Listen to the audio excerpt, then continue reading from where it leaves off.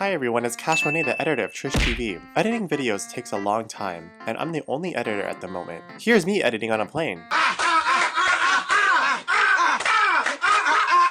To support our girls and this channel, you can make a tax-deductible donation to our Flip cause, link in the description below, or a quick and dirty tip to our Venmo. A special shout out to our February supporters. Now on to the video. Hi everybody, I'm Kai B. Michaels. And I'm Erika Klash. And welcome to Nerd Alert. This episode will be counting down the top 10 queer icons in video games. So, what makes a queer icon in video games for you, Kai B. Michaels? Being able to identify that that is a queer character. It's in the literature, it's in the pamphlet that came with the game. Something that tells you that this person is not cis, straight, all of those things that are not queer. Growing up as queer kids, especially queer nerdy kids, we were grasping for our icons and in some character we can see some part of ourselves in. However, if you feel like we missed someone that should be on this list, please feel free to let us know, as always, in the comments. In our number 10 spot, we have Ellie from The Last of Us, who identifies as queer, let's say. Queer, yeah. She was shown in the last trailer, like, full-on kissing a girl. It's a beautiful moment. I think it was one of the first times in any, like, AAA title game that you could see a gay kiss. And it's a survival horror game, The Last of Us, and we love that we're seeing queer people represented in horror video games as well. Right, fully fleshed out characters. You get to explore a little bit who this person is instead of it being like, you know, some incidental thing that maybe you heard about, you read about. She's right there. In the DLC for The Last of Us, you actually play alongside a character named Riley, who's a female, and you wind up falling in love at the end. Oh, really? Yep. Like, get into it. Yeah, it's a actual plot point and everything. Coming in at number 9, we have Tony from Earthbound. He's the roommate of the character Jeff, which is one of the folks that travel around with Ness in Earthbound. Since Tony is Jeff's roommate, I'm sure it was kind of this innocuous thing at first, but at the end of the game, there's a letter that Tony sends to Jeff. A little love letter. Yeah, a little love letter. Which, you know, we as queer people, we've all been there. And what I think is awesome is the creator of the game said that he included Tony because he felt like, hey, I knew some gay kids growing up. Gay kids exist in the world. I might as well include them in my game. In our number 8 spot, we have Velia from Zelda Breath of the Wild. When this character came on screen, I kind of howled a little bit. I was like, yes, okay, thank you. It is one of the draggiest characters we've ever seen in a Nintendo game. So you actually have to get a certain piece of clothing from this character. Infamous. And he's kind of like tucked away, so to speak. Wow, that was funny. And you have to kind of, you know, talk to him, and I think he ends up selling you the money, but he also, like, as you're leaving, he kind of hits on you, which is, again, a relatable queen, because right? Link is probably, like, the closest thing to me for, like if I had to pick a husband from any video game, it would be him. She has a very, like, small part in the game, but it's such a fun little moment. Yeah. We appreciate you, Nintendo. Yeah. So coming in the number 7 spot, Bridget from Guilty Gear. Bridget's gender, sexuality, that whole thing isn't super explicit.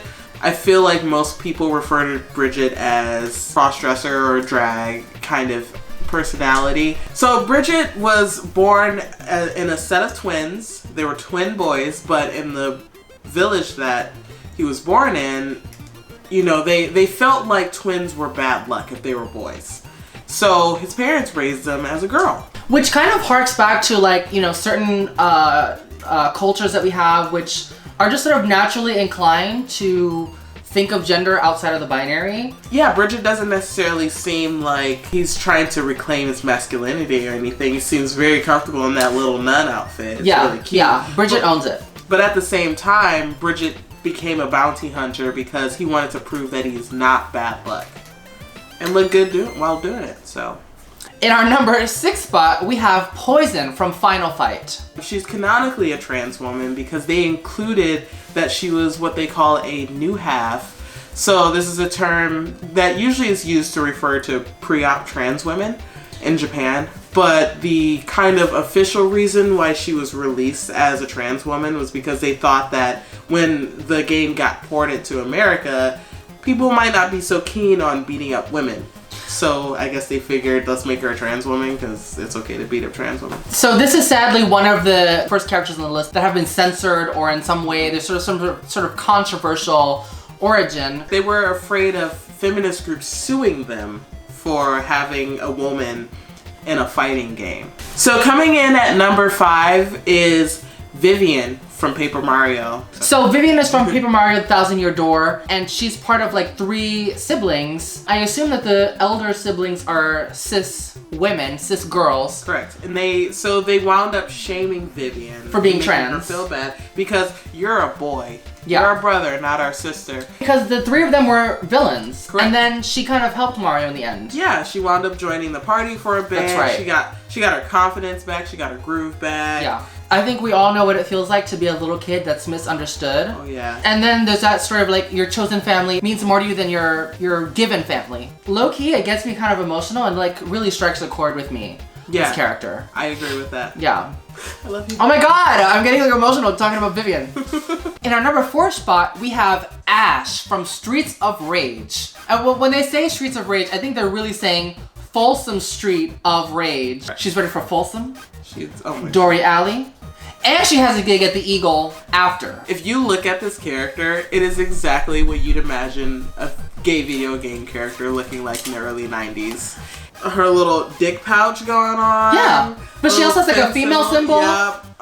Leather jacket. Yeah. The hat. I think if there's any particular like character on this list that I would love to see a drag king do, Yes. it would probably be this one because there's such a push and pull with the gender there. Coming in at number 3, we have Morgan from Darkstalkers. I used to play Marvel vs. Capcom on Dreamcast.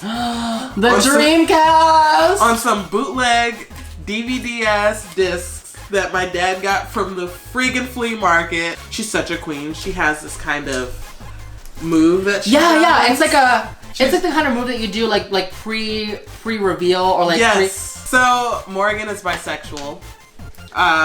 She's a succubus. She doesn't care what gender you are. She will kiss you and she will take everything you got. In our number 2 spot, we have Monica from DokiDoki Literature Club. So DokiDoki Literature Club is a dating simulator. After you play DokiDoki Literature Club, come back to the video because there are some spoilers ahead. Right. So the biggest thing about this game is that Monica is essentially becoming sentient as you play it.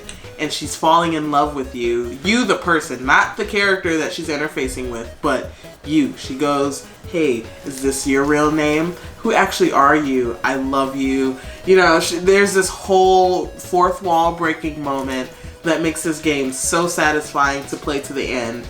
But yeah, the fact that she doesn't really care who you are ultimately makes her very much bisexual in most of the fans' eyes, so she's included on this list and high atop it.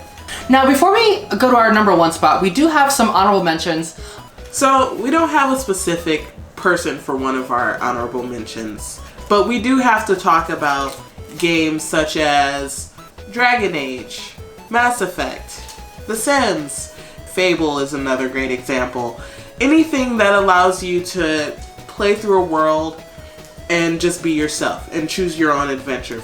These games allow you to be a character and romance many characters, if not any character that you want, which allows your character to be gay, bisexual, straight, whatever you want. You can really put yourself into this. Yes, it is always a joy to be able to be yourself in whatever experience. So we want to applaud all of those games for being inclusive. And without further ado, our number 1 pick for the top queer icon in video games is Birdo! Birdo is just one of the most iconic characters in all of video games, period. I mean, of course, Mario as a series is one of the most iconic ones. Birdo is from Super Mario Bros. 2, which is kind of the oddball of the classic Mario games. It's a weird game. I love it. Birdo is often paired up with Yoshi. I think canonically they're dating. Are they really? Canonically, they are a couple. Birdo is a trans woman. The original name is Catherine. I don't know why she changed it to Birdo from Catherine. I have no idea. So they mentioned in the Super Mario Brothers 2 instruction manual, they mentioned Birdo as a character that is male, but identifies as female. Super Mario Brothers 2 came out in the mid 80s, late 80s, so this is a trailblazing time for queer icons in video games. We don't really get to know that much more about Birdo until like some of the later like Mario Party games and Mario Kart games when we really see them as a playable character. Right. But she's known for her characteristic like So Birdo, congratulations for being the top queer icon in video games for us. Thank you all so much for watching. Kai Michaels, thank you so much for joining me.